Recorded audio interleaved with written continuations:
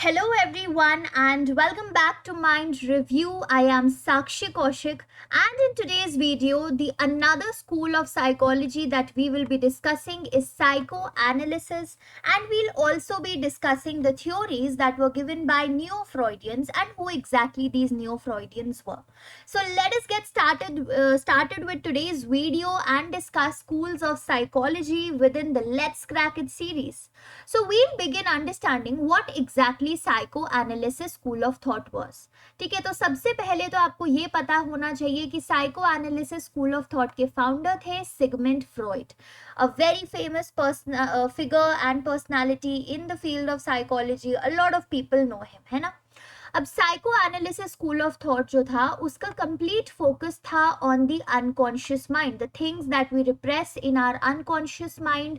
And Sigmund Freud believe that all of the human behaviour is influenced, is determined by the things that are present in our unconscious mind, the things that we repress in our unconscious mind, our sexual drives, our aggressive urges. So these are the basic things that were the focus of psychoanalysis school of thought. And this school of thought also focused a lot on childhood experiences. तो majorly ये तीन चार चीजें थी जिनकी जिनके ऊपर focus था स्कूल ऑफ थॉट का.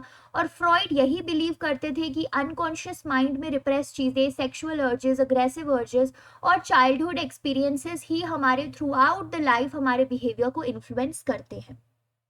Now, let us also discuss some of the important terms that were discussed within the school of thought. So, transference versus counter transference. Transference क्या होता है पहले भी डिस्कस तो हम कर चुके हैं, but once again if I ask you, transference basically is the process by which the client is responding to the therapist as if वो जो थेरेपिस्ट हैं वो उस क्लाइंट के लाइफ में एक सिग्निफिकेंट पर्सन का रोल प्ले करे. तो फॉर एग्जाम्पल आप थेरेपी ले रहे हो and you begin to view your therapist as, suppose you begin to see a motherly figure in your therapist. और आप सारे जो आपके मदर के टूवर्ड्स आपके इमोशंस हैं वो सारे इमोशंस अगर आप अपने थेरेपिस्ट के टूवर्ड्स डाइवर्ट कर दोगे, then that is known as transference, wherein the client is responding to the therapist as if the therapist was a significant person in the patient's or the client's life. अब वो significant person can be in terms of a parental or guardian figure, can be in terms of a mentor, can be in terms of any teacher, can be in terms of any person the client hates, can be in terms of a romantic relationship partner, anyone. And opposite क्या है इसका counter transference, जब therapist जो है client के towards वैसे ही respond करने लग जाए जैसे as if that therapist is actually that person in the client's life. So counter transference is basically the process by which your therapist also starts to respond in a manner the clients wants them to. So अगर client का transference हो चुका है कि वो suppose motherly figure में आपको देख रहे हैं as a therapist, so therapist भी फिर एक mother की तरह act करना शुरू कर देती है, तो counter transference होता है. And even though in today's therapy terms and in today's therapies, transference and counter transference is something that is not encouraged.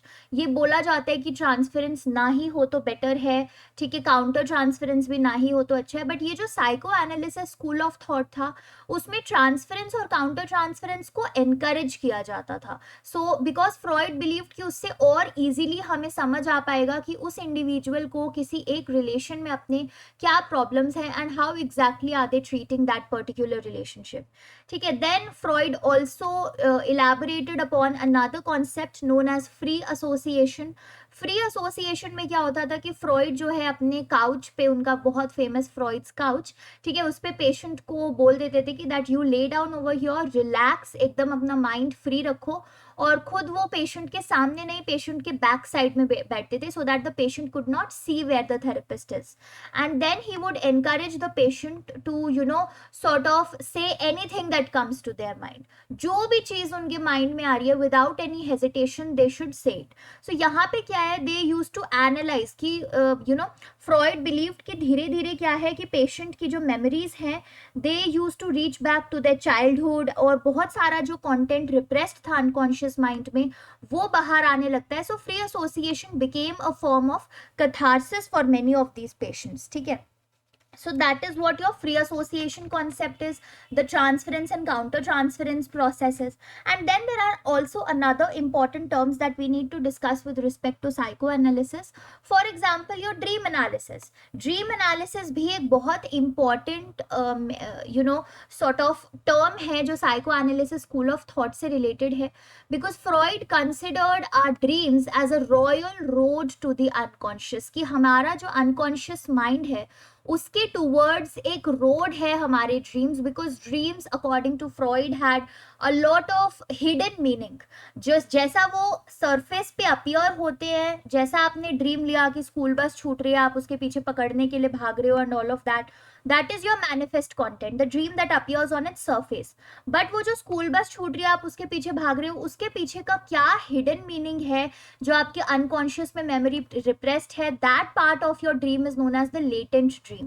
And Freud believed that dreams can be a road to our unconscious mind and our repressed memories. Then he also gave another term, Freudian slip. Freudian slip क्या है कि कई बार होता है ना, हम बोलते बोलते कि अरे जुबान फिसल गई, something like that. So whenever there are lapses in speech, Freud always considered these lapses in speech as reflecting our unconscious motives, our unconscious desires. तो जब भी हमें बोलते बोलते अगर कोई लैप्स आ रहा है स्पीच में, कुछ और वर्ड निकल गया कुछ और बोलने की जगह है और something like that, so Freud believe कि ये जो हमारे अनकॉन्शियस मोटिव्स हैं, डिजायर्स हैं, वो इस तरीके से बाहर आने की कोशिश कर रहे हैं. ठीक है. एंड देन हमने इन दो चीज़ों के बारे में तो ऑलरेडी डिटेल में डिस्कस किया ही हुआ है. If you remember in personality कि फ्रॉइड ने स्ट्रक्चर ऑफ पर्सनालिटी दिया था, id, ego and super ego, where id is working on the pleasure principle, ego is working on the reality principle and super ego is working on the morality principle. I am not going to repeat it once again in detail because we have already discussed it 2 or 3 times in detail in fact. सो या, और फिर psychosexual stages of development दिए थे. ठीक है, अलग अलग stages से एक इंडिविजुअल गो थ्रू करता है जिसमें उसकी पर्सनालिटी फॉर्म होती है. And Freud was very adamant on the fact कि by the age of 5 years एक इंडिविजुअल की पर्सनालिटी डेवलप हो जाती है and after that they can not do much about it. And these stages were oral stage.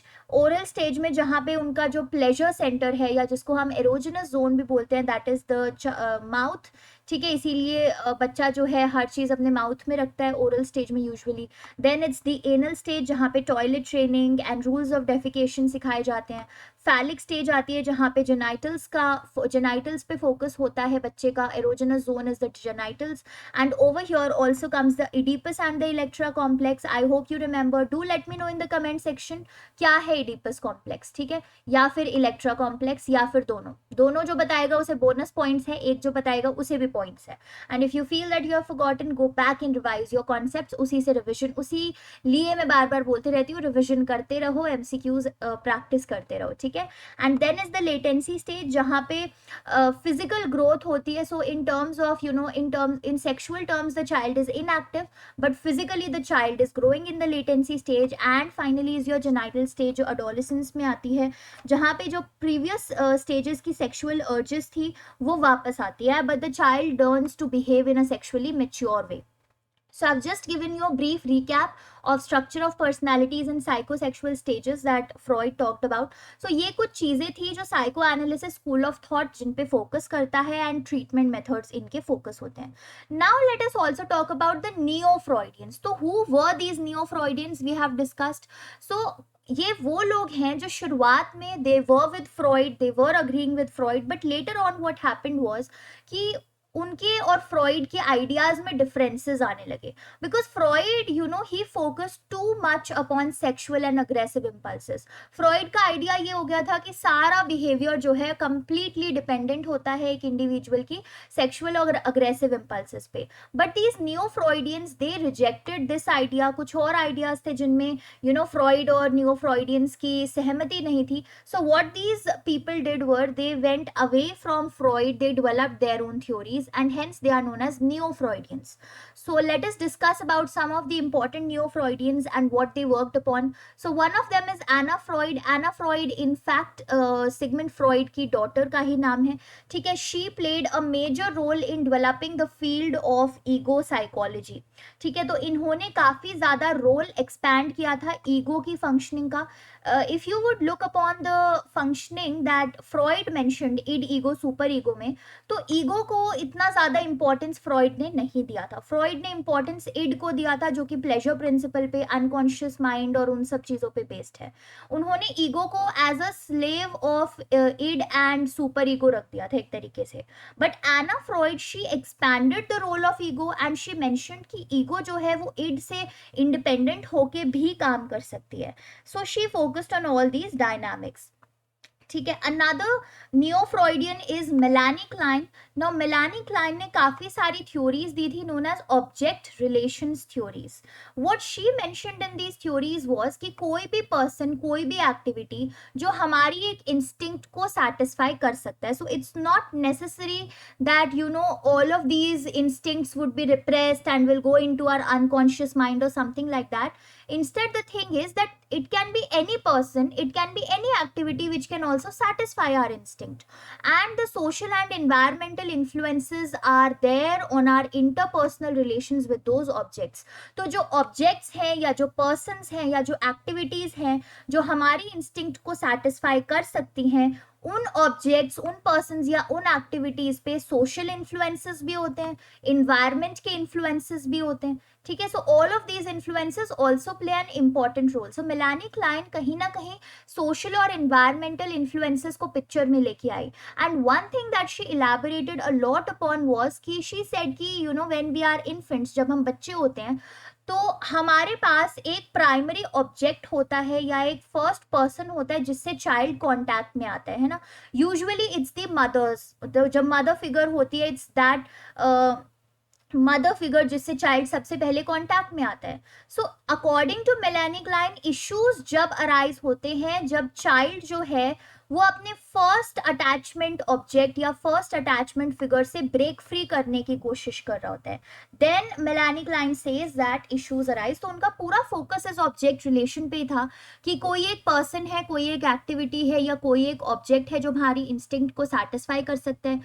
उन object, person, activities पे social और environmental influences भी होते हैं. एंड इश्यूज जब अराइज होते हैं जब हम एज अ चाइल्ड इस प्राइमरी अटैचमेंट फिगर से या पर्सन से, एक्टिविटी से, ऑब्जेक्ट से ब्रेक फ्री होने की कोशिश करते हैं. ठीक है. So that is what Melanie Klein's ideas were all about. Then we have Carl Jung, जिनके बारे में बात हम कर चुके हैं काफी बारी. कार्ल यूंग की साइकोलॉजी का नाम था analytical psychology, his own field of psychology. ठीक है. He focused upon collective unconscious and personal unconscious. So what is this collective unconscious? तो कार्ल यूंग ने बोला था कि हम सब जो है इवॉल्व तो हो रहे हैं, even though generation by generation we are evolving, but there is a psyche that we all share. एक कुछ ऐसी चीजें हैं जो हम throughout the generations as humans जो है शेयर करते हुए आ रहे हैं. So that collective unconscious is our shared psyche. और कलेक्टिव अनकॉन्शियस में अकॉर्डिंग टू कार्ल यूंग आते हैं ये आर्केटाइप्स. ठीक है. आर्केटाइप्स आते हैं कलेक्टिव अनकॉन्शियस में. एंड पर्सनल अनकॉन्शियस क्या होता है? पर्सनल अनकॉन्शियस पे बात की थी फ्रॉइड ने कि अनकॉन्शियस जो है हर एक इंसान के लिए डिफरेंट होता है और हमारी खुद के लिए पर्सनल होता है. तो ये एक ऐसी जगह थी जहाँ पे कार्ल यूंग और फ्रॉइड की ज़्यादा बातें नहीं जम पाई थी, because Freud focused upon that everyone has a unique unconscious और हर एक इंसान का अपना एक पर्सनल अनकॉन्शियस होता है जो दूसरे लोगों से अलग होता है. But Carl Jung believe that we also have a collective unconscious besides this personal unconscious, that is we also share some amount of our psyche with our generations and throughout the human generations. ठीक है. और इनमें included है आपकी archetypes. These are the inherited tendencies within our collective unconscious. अब कुछ archetypes है जिन पे कार्ल यूंग ने फोकस किया था. One of them is persona. Persona क्या होता है? The mask that we wear in front of others. तो होता है ना कि दूसरों के सामने हम थोड़ा कुछ अलग होते हैं और within ourselves we are somebody else. So a sort of a mask that we wear in front of others is one archetype, persona. Animus and anima, ये दो आर्किटाइप्स भी होते हैं. ये दोनों आर्किटाइप्स बेसिकली बेस्ड हैं कि हर एक इंडिविजुअल में ऑपोजिट सेक्स के कैरेक्टरिस्टिक्स भी होते हैं. So for example if there is a woman, तो उस वुमन की एक मैस्कुलिन साइड भी होगी और उसको कार्ल यूंग ने बोला था animus. So what is animus? It is the masculine side of a woman. And anima क्या है? The feminine side of a male और the feminine traits in a male. तो ये है कि हर एक इंडिविजुअल में ऑपोजिट सेक्स के कैरेक्टरिस्टिक्स प्रेजेंट होते हैं in form of animus and anima. Then shadow was another archetype which is the dark and the animalistic side of our personalities, जिसमें बहुत ही इमोरल और इमोरल टेंडेंसीज हैं, अनएक्सपेक्टेड डिजायर्स हैं, passionate desires हैं. all of those things are there in your shadow. And then there is another archetype in name of self, जो कि इन सारी archetypes को balance out करने की कोशिश करती है. So these are some major things that Carl Gustav Jung highlighted upon. Then we have Alfred Adler. Alfred Adler की psychology थी individual psychology. He basically focused upon our social and interpersonal aspects, कि कैसे हमारी society, हमारा social world, हमारे relations हमें impact कर रहे हैं. एंड ही बिलीव्ड कि ह्यूमंस जो है वो एनिमल्स से काफ़ी डिफरेंट होते हैं. हाउ? ठीक है, humans were different from animals in the sense कि ह्यूमंस के गोल्स होते हैं, उनकी लाइफ में कुछ वैल्यूज हैं, they have a free will to determine their behavior, they have a sort of creativity, they have ability to form a holistic perspective. का मतलब क्या होता है? एक whole perspective of their past, their present as well as their future. So Alfred Adler का थोड़ा positive view था in terms of viewing humans as compared to what Freud had. But at the same time, he highlighted upon two important concepts. One was inferiority complex and the other was birth order and personality.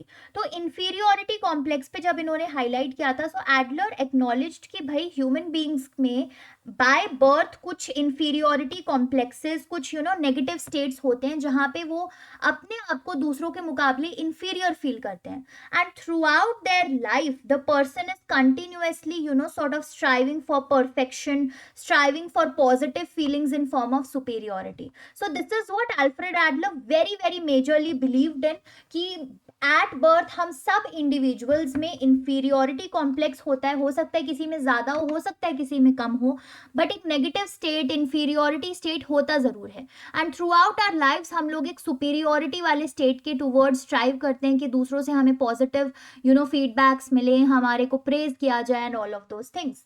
And he also emphasised upon the fact of birth order and personality, कि किस order में आपका birth हुआ है वो भी आपकी personality को इम्पैक्ट करता है. Whether you are a first born child, तो फर्स्ट बॉर्न चाइल्ड क्या है, शुरुआत में उसे काफ़ी ज़्यादा अटेंशन मिलती है, but as soon as the second child is born, तो एक सेंस ऑफ डेप्रीवेशन या सेंस ऑफ डीथ्रोनमेंट फील होती है फर्स्ट बॉर्न चाइल्ड को, as if they have been replaced, क्योंकि एकदम से जो सारी अटेंशन उनको मिल रही थी वो अब उनके छोटे भाई बहन को मिलने लग गई है. ठीक है, सो अगर फर्स्ट बॉर्न चाइल्ड का अनहेल्दी कोपिंग मैकेनिज्म होगा, कि वो अनहेल्दी तरीके से उनकी पर्सनालिटी शेप ले गई, तो वो जो इंडिविजुअल है वो अपने आप को आइसोलेशन में रखेगा ज़्यादातर. ठीक है, दे will never get over the experience of sort of getting displaced और दैट डीथ्रोनमेंट. लेकिन अगर फर्स्ट बॉर्न चाइल्ड का एक हेल्दी कोपिंग हुआ, हेल्दी पर्सनैलिटी आगे जाके डेवलप होती है, तो उनका एक केयरिंग एटीट्यूड डेवलप होने लगता है टूवर्ड्स द यंगर पीपल. फिर मिडिल चाइल्ड होते हैं. मिडिल चाइल्ड के लिए एल्फ्रेड एडलर ने बोला था कि middle child is basically sort of raised in a world जहाँ पे मदर की अटेंशन बाकी बच्चों में भी डिवाइडेड है. बिकॉज मिडिल चाइल्ड में हम ये इमेजिन करके चल रहे हैं ना कि पहले एक फर्स्ट बॉर्न चाइल्ड हो चुका है और एक लास्ट बॉर्न चाइल्ड भी इस लाइन में है कहीं, और फिर मिडिल चाइल्ड है. सो मिडिल चाइल्ड एक ऐसे ही इन्वायरमेंट में पैदा होता है जहाँ पे जो मदर है उसकी अटेंशन कहीं ना कहीं डाइवर्टेड है. So the child has somehow learned to compete for gaining attention. और मिडिल चाइल्ड में अगर अनहेल्दी कोपिंग होगी, अनहेल्दी पर्सनैलिटी होगी, so the child, the individual as an adult, they may feel incompetent if she or he they can not match up to the level that is expected of them. तो उन्हें incompetence की feelings आ सकती हैं. लेकिन अगर healthy personality develop होती है, then they can become very competitive. उनमें सेल्फ वर्थ की फीलिंग्स काफ़ी अच्छी इंक्रीज हो सकती है. ठीक है, so it's all about being unhealthily developed and unhealthy coping with the environment that is there around you. तो आगे अनहेल्दी होता जाता है अकॉर्डिंग टू एल्फ्रेड एडलर. लेकिन आप अगर एक हेल्दी मैनर में कोप अप कर लेते हो अपने एनवायरमेंट्स के साथ, एक हेल्दी पर्सनैलिटी आपकी आगे जाके डेवलप होती है, so it's all good. So that is what Alfred Adler talked about the firstborn and middleborn child. Then what about the youngest child, जो बिल्कुल लास्ट में sort of born हुआ है. So youngest child जो है वो dethrone तो हो ही नहीं सकता. So उनको कभी भी attention के लिए strive नहीं करना पड़ता. They are always in that pampered zone and pampered position. But इनका अगर अनहेल्दी कोपिंग होता है अपने सिचुएशन के साथ तो they will never be independent according to Alfred Adler. I am not saying that. ठीक है, पता चले सारे यंग बॉर्न चाइल्ड जो है यंगेस्ट कमेंट सेक्शन में आके मेरे ऊपर मुझे डांटने लग गए. ठीक है, सो यंगेस्ट बॉर्न चाइल्ड की अगर अनहेल्दी कोपिंग होती है so they will never be independent. And ठीक है, जो वर्ल्ड की डिमांड्स हैं उनके सामने वो डिपेंडेंट होके रह जाएंगे because they've always been in that pampering वाला position. And at the same time अगर इनकी हेल्दी कोपिंग होती है तो they become very ambitious. They want to match up like the middle child and the first born siblings. ठीक है, और ये सारी चीज़ें उनके साथ होती है. बट स्टिल इनको थोड़ी डिफिकल्टी फेस करनी पड़ती है लाइफ में because they've always been pampered and they are continue to be pampered by their siblings, by their parents, by their relatives and all the other people. And what about the only child. ठीक है, जो सिर्फ एक ही बच्चा है, only child का क्या है, वो तो बहुत ही ज़्यादा पैम्पर्ड होते हैं. ठीक है, because parents are sort of afraid to lose them. अब ओनली चाइल्ड की अगर अनहेल्दी डेवलपमेंट होगी तो अनहेल्दी कोपिंग होगी तो लेटर लाइफ में they will no longer be that centre of attention जो कि वो शुरुआत में अपने पेरेंट्स के लिए थे. तो उनको बहुत ही जेलिसी की, एंटाइटल्डनेस की फीलिंग्स आने लगेगी. But at the same time अगर हेल्दी कोपिंग होती है so they will be careful in their future life. काफ़ी रिस्पॉन्सिबल रहेंगे वो अपनी लाइफ में because they've been the only child. तो हो सकता है काफ़ी चीज़ें उन्होंने खुद ही मैनेज की हों if their parents are working और something like that. So they will be more responsible, more careful, thoughtful रहेंगे. ठीक है, and they will also be thoughtful of the spotlight that is there on them और the attention that they are getting from everybody. So ये आपके birth order और personality की बात थी that Alfred Adler talked about. And then let us also talk about another important neo-Freudian who was Karen Horney. We have also talked about her earlier. So इन्होंने भी highlight किया था interpersonal relations का importance childhood में. That how important the relations with other people are in our childhood. Specially अगर हमारे relations कुछ ऐसे हों, एक मतलब पेरेंट और चाइल्ड के रिलेशन पे कैरन हॉर्नर ने काफ़ी ज़्यादा फोकस किया था that if the relationship between a parent and a child are they are resulting in some kind of a rejection, some kind of a hurt, या फिर पेरेंट्स बहुत ज़्यादा ओवर प्रोटेक्टिव हो रहे हैं चाइल्ड्स के लिए या इमोशनल कॉन्फ्लिक्ट्स हो रहे हैं, so that can result in a condition called neurosis. So that is why she said कि इंटरपर्सनल रिलेशंस चाइल्डहुड में पेरेंट और चाइल्ड के बीच के रिलेशंस बहुत इंपॉर्टेंट रोल प्ले करते हैं. Then she also introduced the concept of basic anxiety. Basic anxiety Karen ने बोला था कि चाइल्डहुड का यूनिवर्सल एस्पेक्ट होता है, यानी कि हर एक चाइल्डहुड में हर एक इंडिविजुअल को बेसिक एंग्जाइटी वाली फीलिंग्स आती ही है. What is basic anxiety all about? It is the terrible feeling of being isolated, helpless, weak and small in a potentially hostile world. तो आप एकदम मीक होते हो, वीक होते हो, छोटे होते हो जब बच्चे में, है ना, तो एक फीलिंग आती है कि यू आर वेरी अलूफ, आप हेल्पलेस हो इस बहुत से बड़े से हॉस्टाइल से वर्ल्ड में, according to Karen. So she introduce this concept of basic anxiety, जो उन्होंने कहा कि हम सारे इंडिविजुअल्स को चाइल्डहुड में ये होता है and it is a universal aspect of a childhood. And she also helped in developing the field of feminine psychology. इनके बहुत ज़्यादा arguments and differences of opinions थे with Freud, with the fact that Freud जो है वो बहुत ज़्यादा mail oriented theories develop कर रहे थे and his subjects were also a lot of males. And he also gave the concept of penis envy, that females are jealous of men that they possess penis and they can give birth, sort of they have the ability also for children and raising their further families and all of that. So Freud ने ये concept दिया था, but Karen Horney was not with Freud and she was like that it's not the fact and you should also focus on taking on female candidates. And she also gave the concept of womb envy, that it's not females who are jealous of males, rather it's the males who are jealous of females that they have a womb, they can carry a baby and they can give birth to a baby. So these arguments went on with between Karen and Freud. But that is all that I wanted to discuss with all of you with respect to neo-Freudians and psychoanalysis. ठीक है, हमने काफ़ी सारे neo-Freudians आज discuss किए हैं. Brief में उन्होंने क्या क्या टर्म्स दी थी, क्या थ्योरीज थी उनकी, क्या आइडियोलॉजीज थी और क्यों डिफरेंसेस आए उनके फ्रॉइड के साथ, वो भी डिस्कस किया. सो that is it for today's video. Thank you so very much, everyone, whoever is watching it till here, for investing your time and trusting on Mind Review and मेरी आवाज़ झेलने के लिए इतनी देर तक. And if you have any doubts, any suggestions, please feel free to leave them in the comment section below. You can also reach out to me via email or on social media, either ways. ठीक है, अब मिलेंगे हम next video में. Schools of psychology बहुत जल्द खत्म होने वाला है और इसके बाद हम एक ड्रेडेड सब्जेक्ट शुरू करेंगे जिसका नाम है statistics. Yes, you heard it right. ठीक है, so till then have a very good day. Stay subscribe to Mind Review, share it with your friends and family. Keep studying, keep creating a revolution in the field. Bye bye, everybody.